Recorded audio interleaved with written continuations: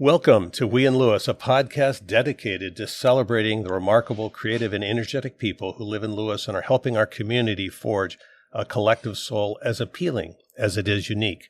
These are their stories and their words. They are the we in Lewis. I'm your host, Kevin McGinnis. Our guest today is Ed Paterline, a board member, lecturer, and active docent for the Fort Miles Museum and Historical Association, which is dedicated to bringing alive the history of the steps the country took to defend our East Coast during World War II. The museum is housed inside an actual fortified underground World War II bunker, and there are exhibits and other buildings on the site, including barracks buildings, a fire control tower, and an artillery park. After the end of World War II, the site was used for highly classified Cold War missions and activities, including work on new weapons technology and listening devices targeting Soviet submarines. Today's episode is brought to you by our friends at the Leanne Wilkinson Group of Berkshire Hathaway Home Services, PenFed Realty.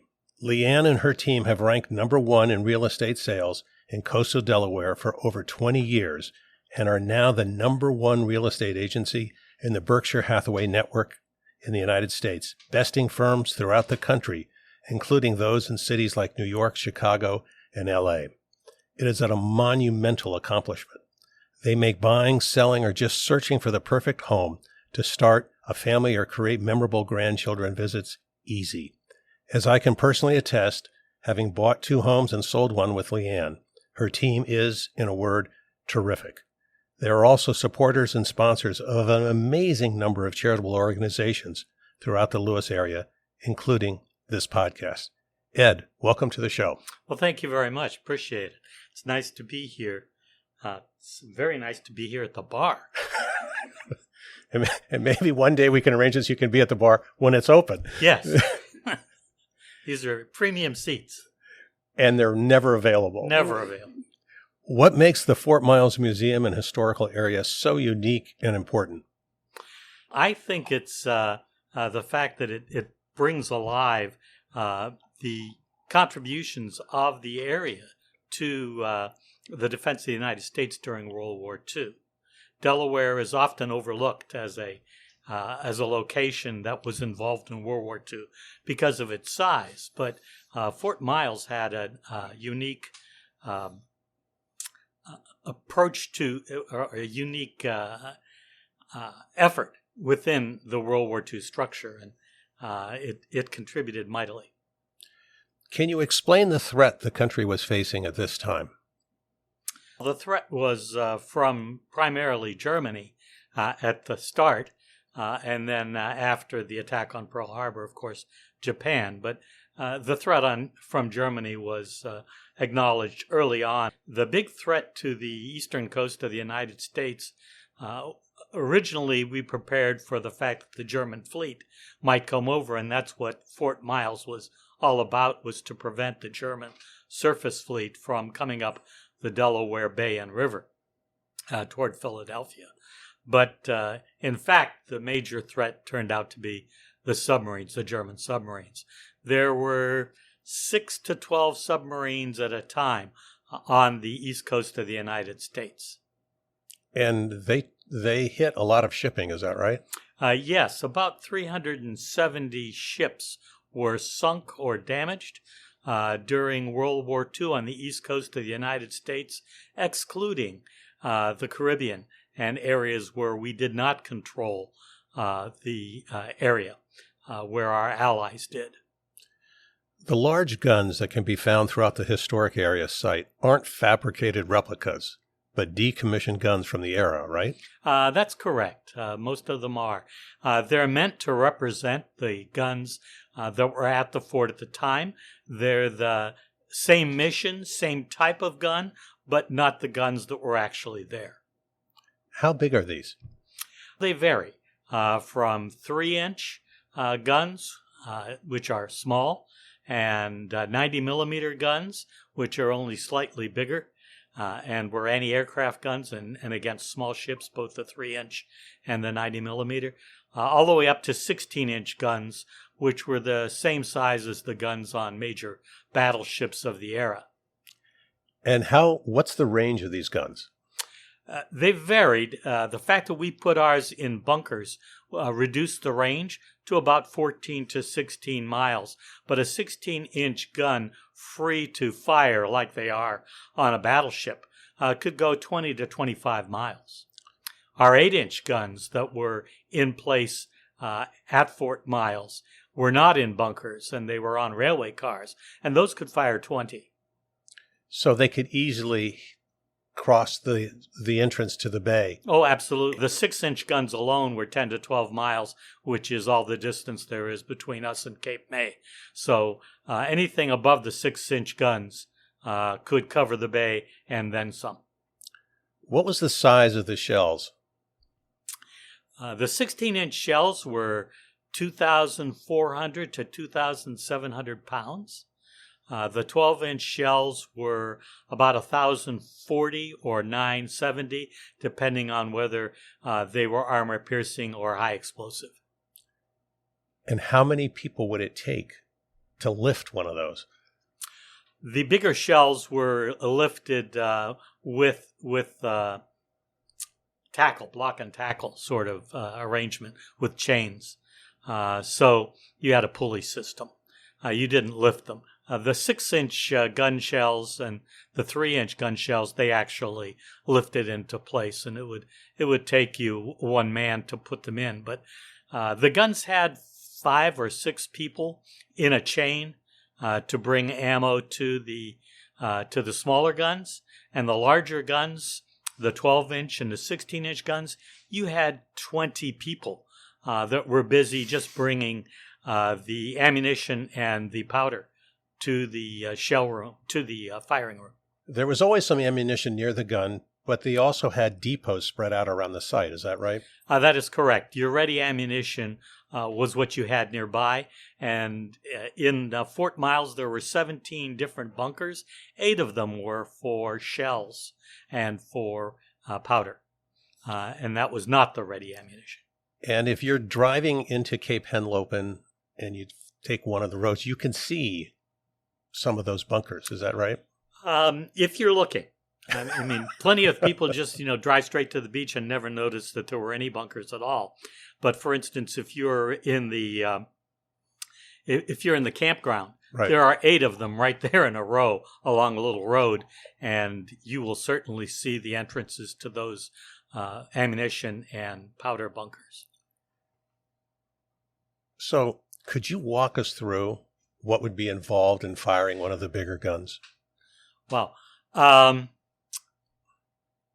they were set up, the bigger guns were set up to fire 1 round a minute at a minimum. They could go as fast as every 40 seconds, but that depended upon the crew and the speed required by the disposition of the shells and the powder. But in our case, we set it up so that we fired once every minute. And to do that, would there be a crew next? There would be a crew in the gun room of 20 to 25 people. And then there's a crew of another 20 people that were split between the shell room and the powder room, bringing shells and powders out of storage, onto trays, and over to the gun. The powder was carried by humans. They would put it in a tray, and 4 men would actually run it to the guns for the 12-inch guns.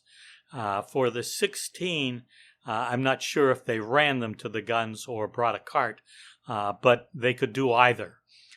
For the shells, everything was on overhead systems, trolleys, essentially, that would take them to the gun. You had an overhead steel beam that the trolley ran on, and you'd push the shell to the gun. It took 2 people to push a shell to the gun. You had automatic rammers for the 12 and 16-inch guns, so they would lay the shell onto the automatic rammer, and the automatic rammer would push it into the gun. You would then put the powder bags. In the case of the 12-inch gun, it was 3 75-pound powder bags onto the rammer at one time, and they'd shove those into the gun. And then you'd close the breech, and you had a firing crew of about 5. I think for those of us who have not seen such a gun, they're a lot bigger than you'd think. The shells are a lot bigger than you think. And if you were standing next to one of those guns, would it tower over you? The gun would certainly tower over you. The shells would not, but they would be the size of some of us at about 5 foot or something like that. So the 16-inch shells are pretty big. Every artillery crew practices.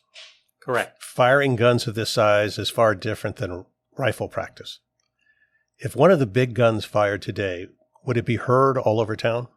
Oh, absolutely. It was heard. They did some practicing, but for the most part, the guns were a known quantity. The 12-inch guns came from another fort and had been fired there, so they knew what the tendency of the gun was.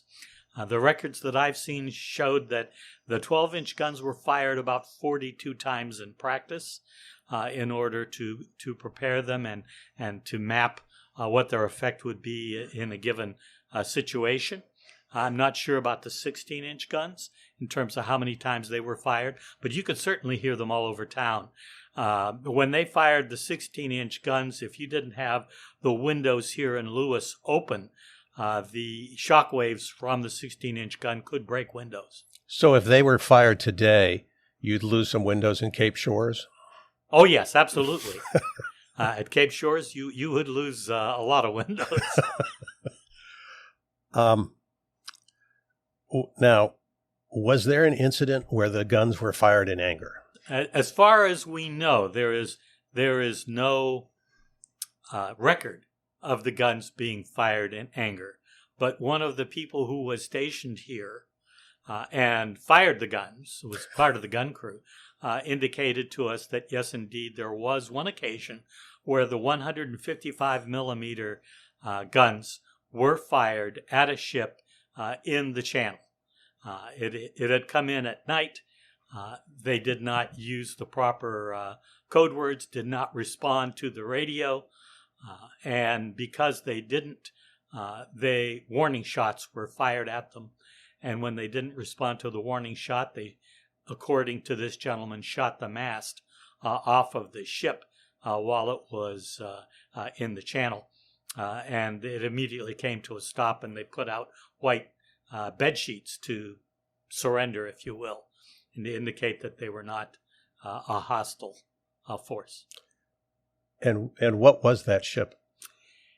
What we were told was that it was a ship with refugees on it from Poland, but I have my doubts in regard to that. Were Germans ever captured at the fort? Germans were not captured at the fort per se, other than at the end of the war when the U-boats surrendered outside of our limits. And then we brought it into the fort, and the crew was placed in the brig at Fort Miles. Was it? I assume for the people at the fort, that would have been a fairly memorable moment. Oh, yeah. You actually got to see the enemy you'd been so worried about. That was quite exciting for everyone at the fort. And there were plenty of videos or newsreels of that surrender made at the time, and you can see them online. I also understand that there were German prisoners here in this area during World War II, and I think a lot of them were out working in the agriculture, in the farms, helping with the crops. Is that right? That is correct. Actually, responsibility or control for prisoners of war in the state of Delaware, there was an office at Fort Miles that managed that. The prisoners themselves were not at the fort, to my knowledge, but there were POW camps in the area, north of here and also south of here. There were several installations that were POW camps, and those people were let out to work the crops. At that time, we were pretty much an extension of what was known in New Jersey as the Garden State, because they made all of the vegetables in the area. We were kind of an extension of that. Delaware had an awful lot of vegetable growing during World War II, and all of that needed to be brought in, harvested, and canned. And so there was a good deal of canning during World War II, a good deal of harvesting of vegetables, and those were done by the POWs. Now, when you fire a gun of that size, you just don't stare down the barrel and point in the direction you're going. Correct. How would they know how to fire at a ship? How did they sight them? Well, that's where the towers came in. The towers were for observing enemy shipping or shipping along the coast, and they would identify a ship, call it in to the communications center, and the communications center would then analyze whether this was an enemy or not, and set up what they called a firing solution. And the firing solution would be based on 2 sightings from different towers, and they would triangulate. And the triangulation was mathematical. It was, you knew the distance between the 2 towers in a straight line. You knew the relative bearing of the ship from the 2 towers, and between that you could determine how far from the gun the ship was, and you could then set up a firing solution. The place where the firing solutions were developed, where was that on the site? That was in a separate bunker for the 12-inch guns and the 16-inch guns. They were PSRs, and the PSR stood for plotting, switchboard, and radio. At Herring Point, which is a little down from the historic area, there's still a remnant of a building. That's right. And what was in there? That was the remnant of a 6-inch bunker.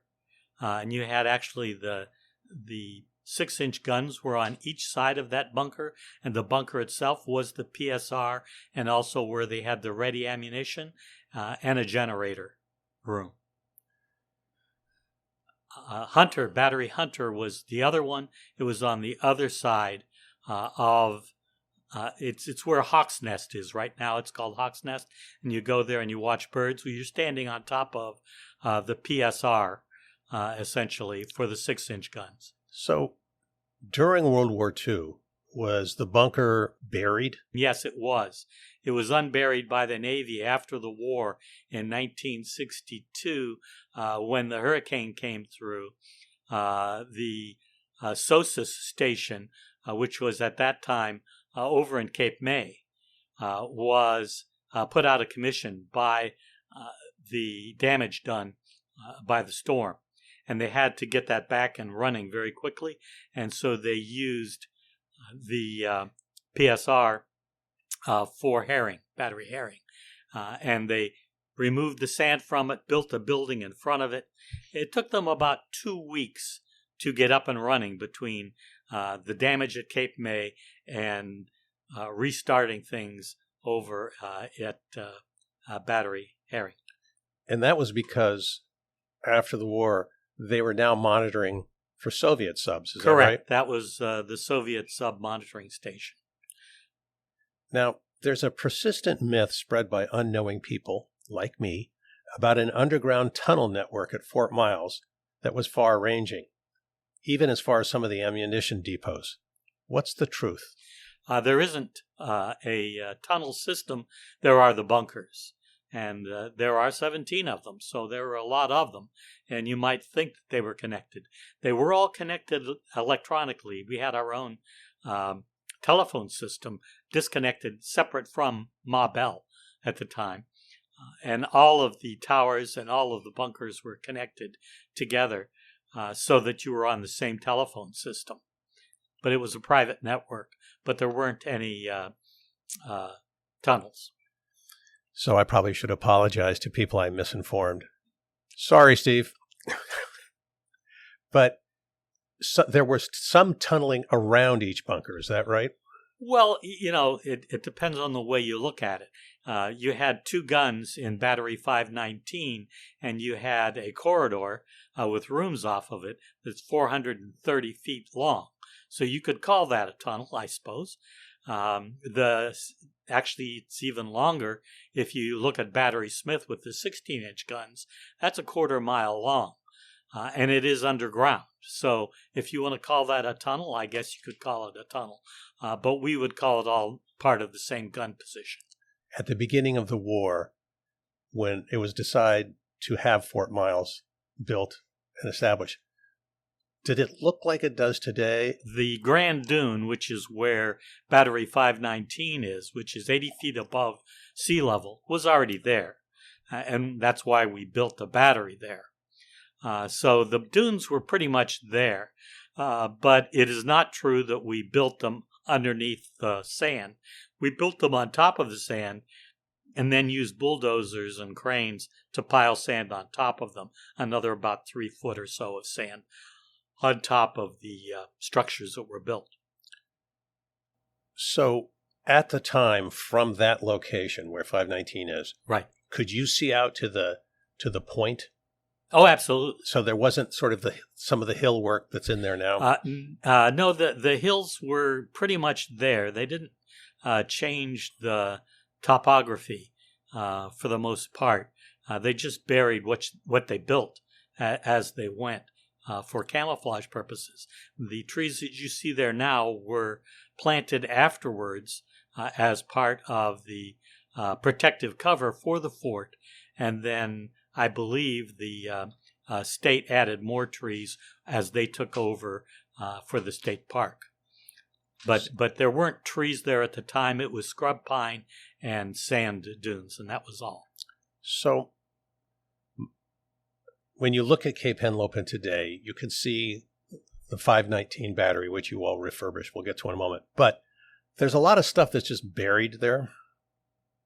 I mean, did they come out and take out all the concrete, or did they just bury it? For the most part, they sometimes just buried them.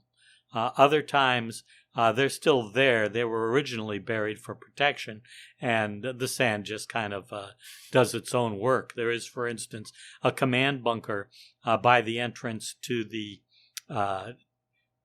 campground area, and it's almost completely buried now. If you look closely as you walk by, you can see that there is a light fixture hanging out, and you wonder what that's about. And it's because there's a door below it, but the sand has kind of covered the door and the entryway for that bunker. After the end of World War II, Fort Miles was not decommissioned. How was it used? It was used in several ways. It was a training facility during the Korean War and even into the Vietnam War for anti-aircraft and for practice with bazookas at the time. It was also a testing ground. It was called the Eastern Test Area, and it was used to test new weaponry. The first surface-to-air missile was tested at Fort Miles. Because of our proximity to Washington and to Johns Hopkins University, which did a lot of defense contracting at the time, and the Army Research Center, which was in Washington, they did a lot of testing of things right there at Fort Miles, along the beach and along the waterways in the area. You also had the Navy using it for some 50 years after World War II.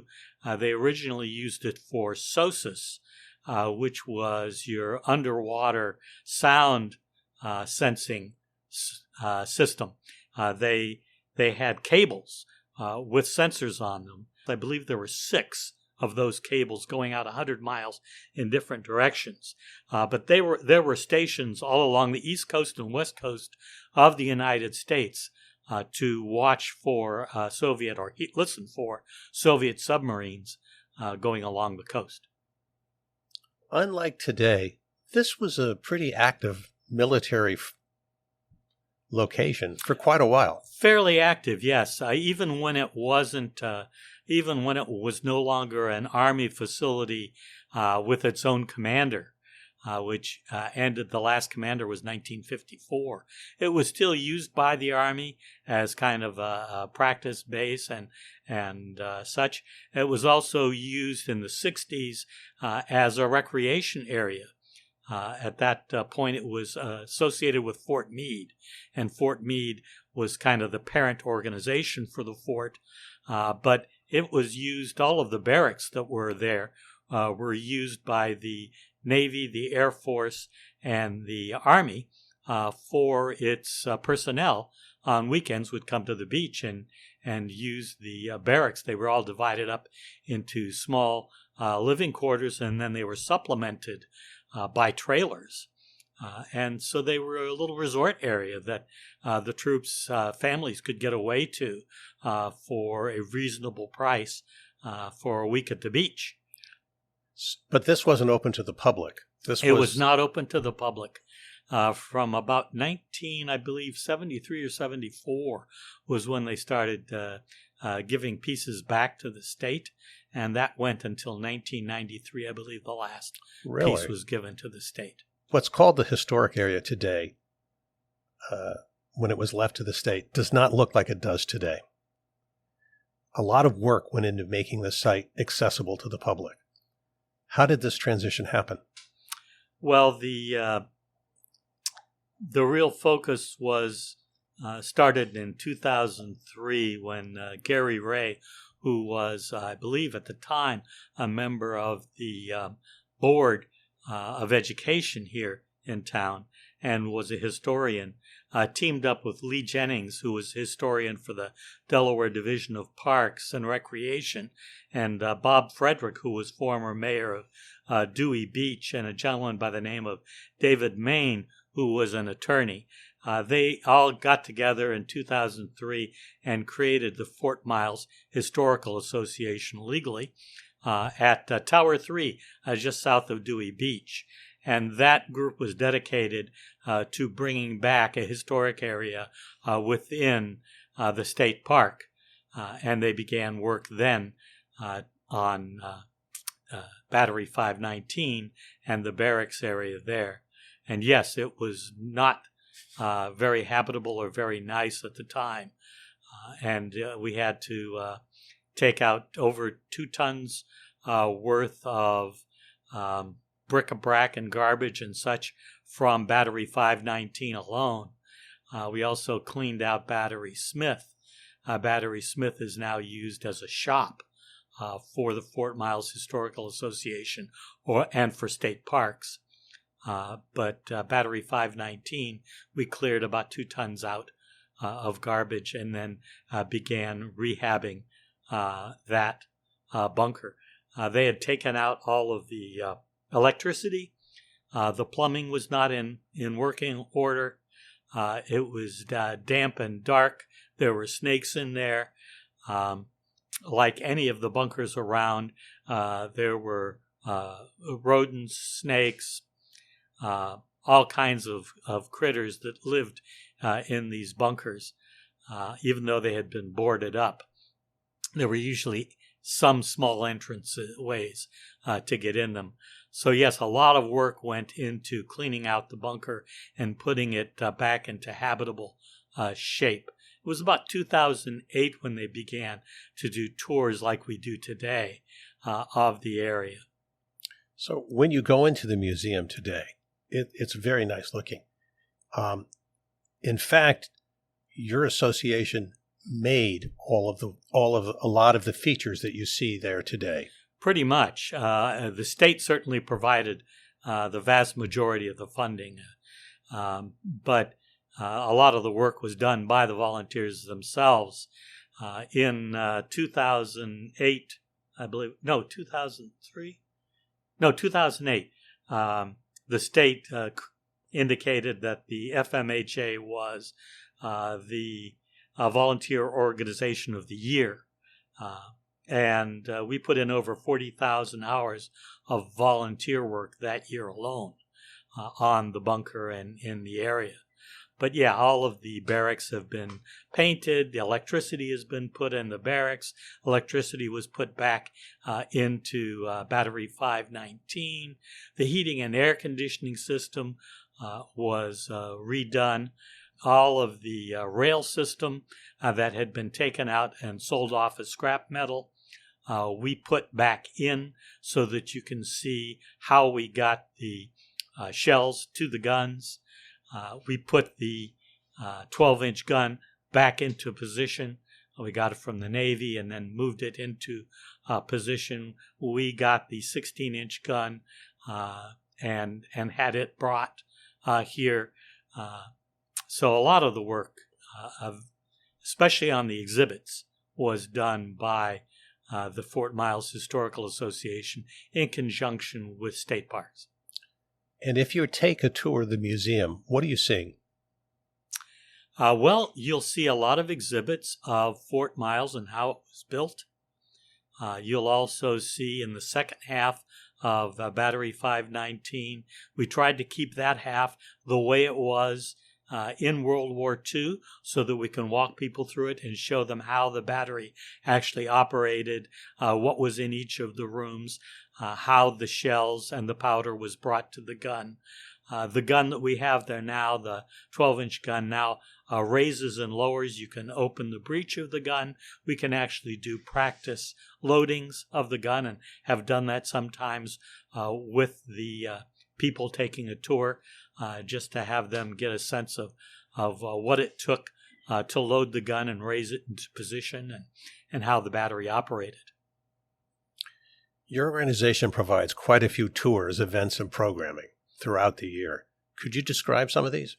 Well, again, we do it in conjunction with state parks. I don't want to say that we do it alone, but sure. Their big event is in April. You have Delaware Defense Day, and the state really runs that, and we support them in doing Delaware Defense Day every year. We also have recognition events on D-Day and Victory over Japan Day. So events like that happen each year. We've been doing those now for at least the last 5 or 6 years, if not longer. And those are well attended. About 80 people to 120 people show up for those events. And it's a memorial service, a recognition service for those who gave their lives during World War II and those who served at the fort during World War II. In addition, we have days where we will open the museum to all comers with no fees at all and allow people to go through. During a normal week in the summer, this year in particular, we had tours 7 days a week. We also have a lecture series that occurs every year for the last 3 or 4 years now, where we have 4 to 6 lectures a year. They usually start in September or October and will go through February or March. This year, the first one is October 18th.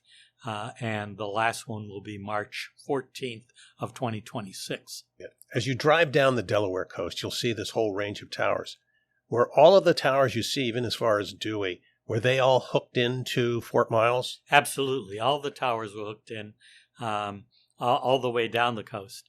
And the towers vary in size because of what we needed for them, how far we needed for them to look out. So the highest towers are closest to the guns, and the smaller towers are furthest away from the guns. You had 11 towers on the Delaware beach side, and you had another 4 towers on the Cape May side in New Jersey. There's only 2 left in New Jersey, but we have all 11 of our towers in Delaware. I understand in one of your tours, you bring in equipment, jeeps, and things like this. But you also had a Sherman tank there? Yes, that was for Delaware Defense Day. We like to bring in some sort of interesting artifact from World War II for Delaware Defense Day. And This last 2 times, I believe it was, we had a tank. And there are Jeeps there all the time. There are World War II trucks there quite often. But armored vehicles are less frequent. On a practical note, when you have someone bring you a tank, it's a little bit more complicated than one would think. Is that correct? Because they weigh a lot and they wreck everything. Correct. You have to bring it in on a flatbed and then pull it off of the flatbed. And they can damage things. They're not meant to be dainty. They are an imposing looking thing, aren't they? They are. And they're fun to see. They're small in comparison to current tanks. But a Sherman Super 8 is still quite an imposing sight when you get up next to it. It's pretty tall and it's pretty big. Who are the bunker busters? The bunker busters are a unique group of, it's a subset of the Fort Miles Historical Association. The Fort Miles Historical Association is about 300 people. There are about 20 to 40 of us that meet every Thursday and work to maintain the fort, add to the displays that are there, or repair things within the 519 bunker or the barracks area. Normally, if you want to become active in the Fort Miles Historical Association, we encourage you to join the Bunker Busters because there's no way to learn the fort in detail better than to work on the wiring, work on the plumbing, paint the barracks. You'll know it intimately by the end of the effort. Now, you were a bunker buster. I have been, and still like to consider myself one. I go every Thursday, but I can no longer lift things like I used to. Now, but did you have a lot of construction work in your background, or is this a skill you had to learn at the Not at all. We have some extremely good craftsmen. We've got some people that can bend metal like nobody's business, who are machinists and can make things out of metal. We have high quality carpentry. All of the doors, for instance, on the barracks were replaced with doors that were built piece by piece. Those are 6-panel doors, and they were built out of oak by our carpentry unit. So we have some extremely talented people. We were fortunate in that at a given point, the Cape Henlopen School District decided to get new woodworking shop equipment. And when they did, they gave us the old equipment and rehabbed it, and we now use it as part of our shop. So if you're not a sheet metal worker, a metal worker, you're not a carpenter, can you still help out with the bunker busters? Well, that would be my case. Okay. They let me carry things. They let me paint. They let me clean up. They try not to let me do anything of an electric nature or something that requires heavy-duty skills. Basic carpentry I can manage. Do you still have any openings? Oh, we always have openings. We look forward to having new members join us because we're all retirees. I mean, one of the things that's unique about the Fort Miles Historic Association, the creation of the museum, and the maintenance of the museum is it's almost everybody doing it is a retiree. So you're talking about 65-year-old plus doing most of the work here. And you're all volunteers, right? And we're all volunteers. The pay is not good. When someone mentions Lewis and its history, the assumption is that we would be talking about the colonial period or the War of 1812. How did you expand the discussion to include World War II? Well, it wasn't hard. All you had to do was look around and realize that Fort Miles wouldn't have been Fort Miles without Lewis. It was joined at the hip with the fort. Our recreation area for the fort was here in Lewis. A lot of the people who helped build the fort came from the area. The 261st Coastal Artillery was a group of National Guard from Sussex County and Kent County. So local boys, mostly boys, men. This was a community effort to build the fort and to run the fort. A lot of your nursing corps at the fort, your health people, all of the people who were secretaries at the fort or telephone operators were from the area. So it was not hard to do. And then because of what happened with the POWs and such, they served the local farm force. When we had sinkings of ships in the area, there were 8 at least ships that were sunk right here in the Cape May Lewis area. The survivors of 8 of them were brought here to Lewis because we had the hospital, the BB Hospital.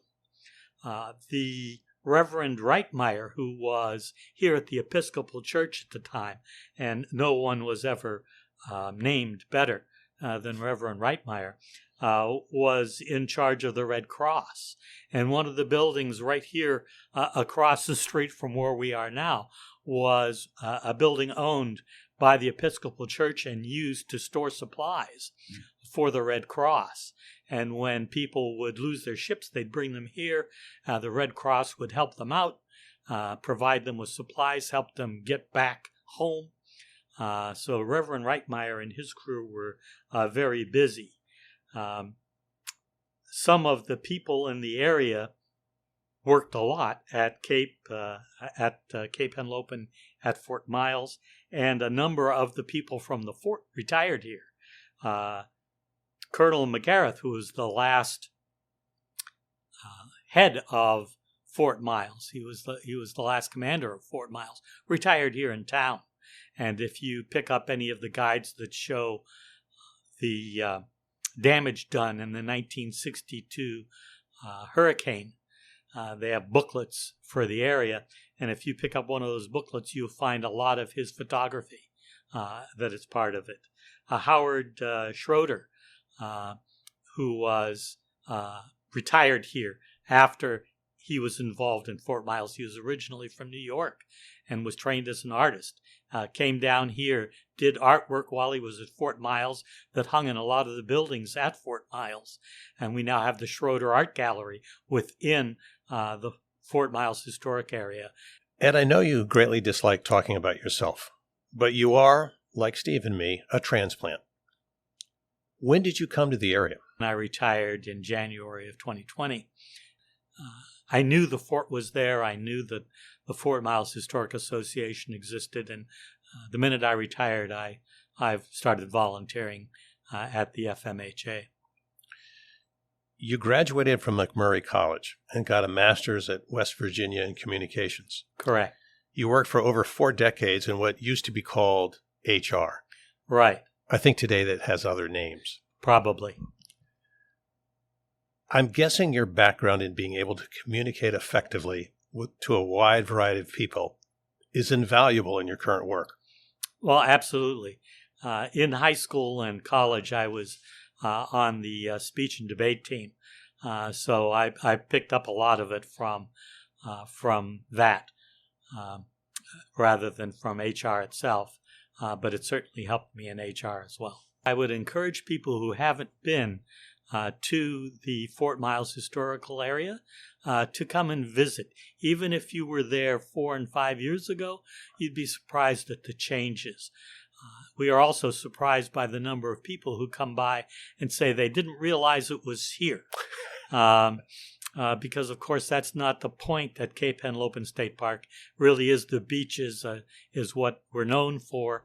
And only on a bad beach day do you tend to head for Fort Miles as an alternative. But it's really got a lot going for it, and we do change the exhibits from time to time and update them. So if you haven't been in the last year or so, you should come back. I think a lot of us don't realize how active an installation it was in this area. It's there, but you don't know how prevalent it was. Correct. Or how important it was, because it did have a research role as well as a defense role, as well as a training role. So it was used well. Ed, thanks for joining us today. Absolutely a pleasure. I really enjoy it, and I hope to come back here to the bar at Kindle's and get a seat here at the bar. Well, I'm sure Matt will buy you a drink if you do. There we go. He's not here today, so I can easily make that statement. I'm also glad you're encouraging people to make a visit. It really should be part of anyone's Lewis bucket list. It should, and we certainly also encourage any of the local schools to come and visit us. And if you're a man of a certain age and have been studying for that great World War II test in the sky, you really should participate not only in visiting it, but attending the lectures, because you cover quite a few topics related both to World War II, Fort Miles, and beyond. And thanks to today's sponsor, the Leanne Wilkinson Group. They again won the Berkshire Hathaway Home Services Penn Fed Realty Award for ranking number 1 in sales this past spring. As Leanne herself said, "I never thought our little piece of paradise here in southern Delaware could compete with larger states and more affluent markets." Well, those markets don't have Leanne. And thank you for listening. Steve, Matt, and I hope that at least some of the fun and fascination we are experiencing putting on this podcast is carrying to you. Lewis is an amazing town in an amazing setting full of amazing people. We're lucky to be part of it. Till next time, from our luxurious recording studio at the bar at Kindle, this has been We in Lewis, the podcast.